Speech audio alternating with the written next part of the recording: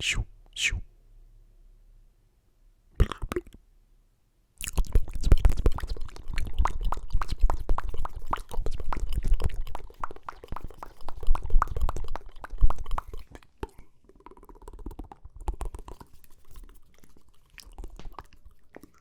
It's sufficient spin.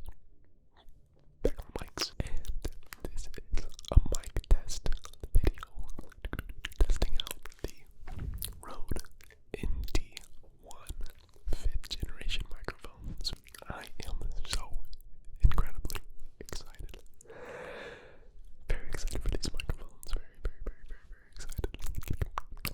Because of how sensitive these microphones can be at a high gain with the least amount of background sound. Because the old microphones that I was using, the Samsung CL8As, CL8A, the way that I said it made it sound like just CL8As, they had 17 decibels of self-sound.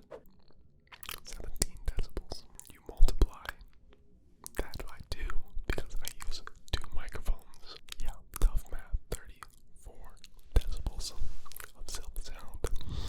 With these microphones, they only have 4 decibels of self-sound, which means that the gain can be higher. And also, they're just a little bit better of a microphone to be more sensitive and pick up all the sounds that are coming out of my mouth. So instead of 34 decibels of self-sound and having to do some heavy editing on the audio, now we only have 8 decibels of self-sound, and a lot of the sound that you hear in the background, that's just my imperfect environment. In fact, I believe that there's a train passing by right now, but it's so far away. But that's just a testament to how great these microphones are, and I'm really glad that I passed, or that I filmed a test short. I'm so embarrassed, guys. I'm honestly so embarrassed. But my microphones were backwards. My microphones were backwards. I knew that the audio sounded off because I was a little bit disappointed. I was like, these aren't as good as I thought they would be. And I posted it anyway. And somebody commented, I think that they're backwards, but they still sound good nonetheless, basically. And honestly, that was the nicest comment to be able to say, you're so dumb. Because I don't even have the excuse that I had just put them out of the box because I had been playing with them for like an hour, maybe. And how do you not realize that the microphones are backwards in that amount of time?